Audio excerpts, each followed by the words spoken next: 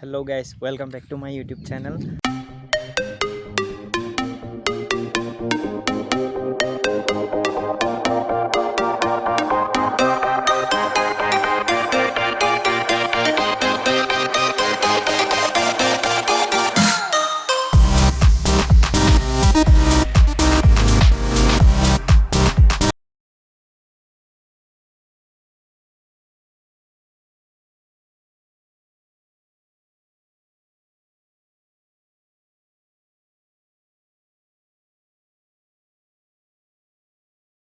আশা কৰোঁ সকলোৰে ভাল।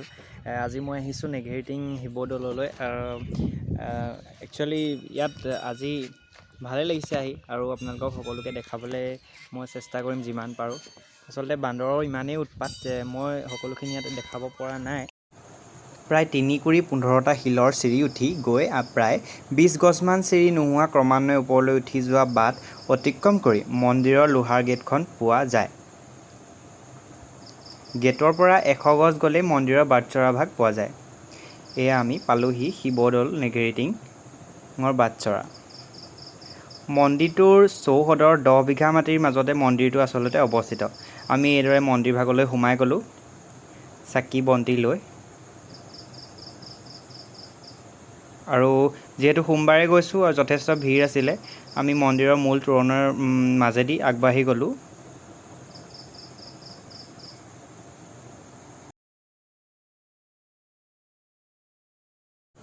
দেখিছেনে বান্দৰৰ কিমান উৎপাত।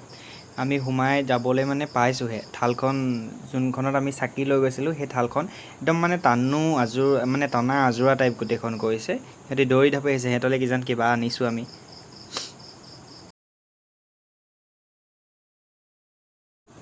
নেঘেৰিটিং শিৱদৌল অসমৰ গোলাঘাট জিলাৰ অন্তৰ্গত দেৰগাঁও নগৰৰ পৰা পূবফালে 6 কিলোমিটাৰমান আঁতৰত সুন্দৰ প্ৰাকৃতিক পৰিৱেশৰ মাজত আচলতে অৱস্থিত। নেঘেৰিটিং শিৱদৌলটো 200 বছৰৰ অধিক পুৰণি বুলি অনুমান কৰা হৈছে। আহোম স্বৰ্গদেউ প্ৰতাপ সিংহই দেৰগাঁৱৰ মন্দিৰ সজোৱাৰ আগতেই দেৰগাঁৱৰ গেলাবিল নৈৰ কাষতে মহাদেৱৰ এটা মন্দিৰ সাজিছিল, আৰু এই দেৱালয়টো নদীৰ পানীয়ে খহাই নিয়াৰ পিছত স্বৰ্গদেউ ৰাজেশ্বৰ সিংহই মন্দিৰটো নেঘেৰিটিং নামে গিৰিশিখৰত সাজে।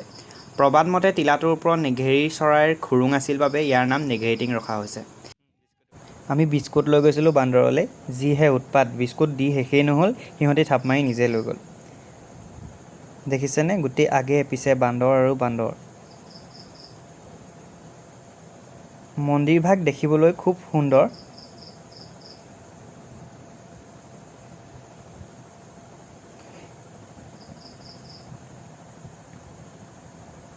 দেৰগাঁৱৰ শিৱদৌলৰ অৰ্থাৎ নেঘেৰিটিং শিৱদৌলৰ ঐতিহ্যপূৰ্ণ বৈশিষ্ট্য হৈছিল দেৱদাসী নৃত্য। এসময়ত এই নৃত্য চাবলৈ বহুত দূৰ দূৰণিৰ পৰা মানুহ আহিছিলে। এই নৃত্য কৰাসকলক নতী বুলি কোৱা হৈছিলে। নতীসকলে নৃত্য কৰোঁতে মূৰৰ ওপৰত মাজভাগত ওখকৈ খোপা বান্ধিছিল, আৰু ইয়াকে নেঘেৰি খোপা বুলি কোৱা হৈছিলে। চীনাতলীয়া নটৰ জীয়ৰী ফুলমতী দেৰগাঁৱৰ নতী আছিলে। ফুলমতীৰ নৃত্যত সন্তুষ্ট হৈ স্বৰ্গদেউ শিৱসিংহই ৰাজকাৰেঙলৈ নি ফুলেশ্বৰী কুঁৱৰী আৰু প্ৰথমেশ্বৰী নাম দি বৰৰজা উপাধিৰে অসমৰ ৰাণী পাতিছিল।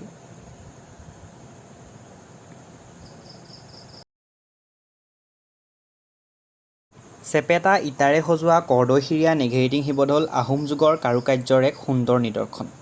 দৌলসমূহৰ বেৰত থকা নানা তৰহৰ মূৰ্তি বৰ্তমানে লোপ পাইছে। ঘাই দৌলটোৰ চাৰিওফালে 4টা দৌল আছে। প্ৰতিটো দৌলৰে এটা আগচৰা আছে। মূল দৌলত বাণলিংগ প্ৰতিষ্ঠা কৰা হৈছে। এই লিংগটোৰ আকাৰ প্ৰায় 3 ফুট। বাকী কেইটাত গণেশ, বিষ্ণু, দুৰ্গা আৰু সূৰ্য দেৱতাৰ বিগ্ৰহ আছে।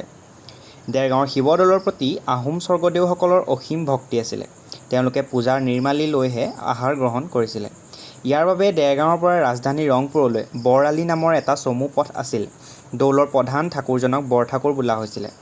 বৰ্তমান দেৰগাঁও শিৱদৌলৰ পূজাৰী ব্ৰাহ্মণসকলৰ সৰহভাগেই আহোম যুগত ভাটি ফালৰ পৰা অহা। অনুমান কৰা যে প্ৰাকৃতিক দুৰ্যোগৰ বাবে আৰু প্ৰাচীন মন্দিৰসমূহ ধ্বংস হৈ যোৱাত ৰজাঘৰীয়া পৃষ্ঠপোষকতা নোপোৱাত ব্ৰাহ্মণ পূজাৰীসকল আন ঠাইলৈ গুচি যায় বা তেওঁলোকে বৃত্তি সলায়। আজি তাতে সোমবাৰ, ইয়াত মানুহ বহুত বেছি হৈছে আজি। আমি চাকি তাকি দি এতিয়া আজৰি হ'লোঁ বাৰু। বৰ্তমান আমি এতিয়া চাই ফুৰিছোঁ। আচলতে ইয়াত ইমান কি ক'ম, বান্দৰ উৎপাত ফলত আপুনি ক'তো যাবও নোৱাৰে। বৃত্তি সলোৱাৰ পিছতে সেই স্বৰ্গদেউ প্ৰতাপ সিংহই ভূধৰ আগমাচাৰ্যক নতুন পূজাৰী হিচাপে আনিব লগা হৈছিলে আৰু সেই আগমাচাৰ্যৰ বংশধৰসকলে এতিয়াও নেঘেৰিটিং দলত সেৱা আগবঢ়াই আছে। লোক যদি দেৰগাঁৱৰ ওচৰে পাঁজৰে আছে তেতিয়াহ'লে যদি অহা নাই প্লিজ এবাৰ আহি চাওক। ইমান ধুনীয়া জেগা আৰু খুব মানে ভক্তিভাৱ এটা আহি যায় যদি মন্দিৰভাগত সোমোৱা হয়।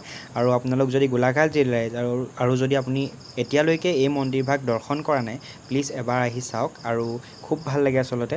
এনেদৰে আমি ভিডিঅ'টোৰ শেষ পৰ্যায়ত উপনীত হ'লোঁ আৰু মই লগতে আজিৰ দিনটোত তোলা কেইকপিমান আলোকচিত্ৰ আপোনালোকলৈ বুলি আগবঢ়ালোঁ।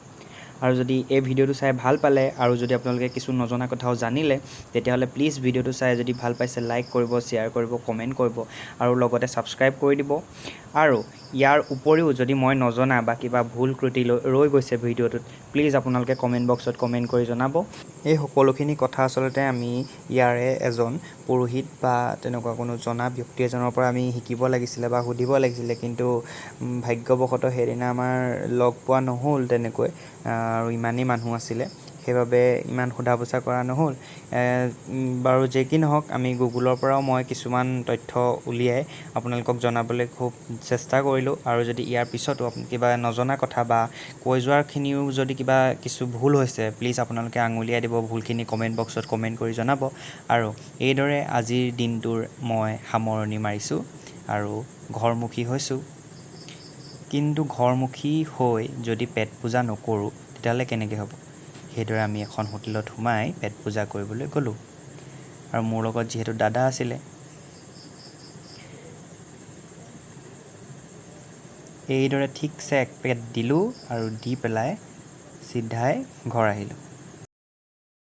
এনেদৰে খাই মেলি আমি ঘৰ আহিলোঁ। আৰু আপোনালোকে দিনটো কেনেকুৱা পালে আৰু আপোনালোকৰ যদি ভিডিঅ'টো ভাল পালে প্লিজ ভালদৰে চাব আৰু কমেণ্ট কৰিব। ফাইনেলি ঘৰ পালোঁহি এতিয়া বৰ্তমান। অলপমান দেৰি হৈ গ'ল, তথাপিতো আপোনালোকলৈ ব্লগটো অলপমান কষ্ট কৰি দিবলৈ চেষ্টা কৰিলোঁ। আৰু যদি মোৰ এই ভিডিঅ'টো চাই ভাল পাইছে প্লিজ তেতিয়াহ'লে লাইক, কমেণ্ট, শ্বেয়াৰ, ছাবস্ক্ৰাইব সকলোখিনি কৰি দিব। আৰু এনেকুৱা এটা নতুন ভিডিঅ'লৈ মই আকৌ আহি আছোঁ আপোনালোকৰ ওচৰলৈ অতি সোনকালে। আৰু মোৰ ভিডিঅ'টো যিমান পাৰে শ্বেয়াৰ কৰি দিয়ক। ধন্যবাদ।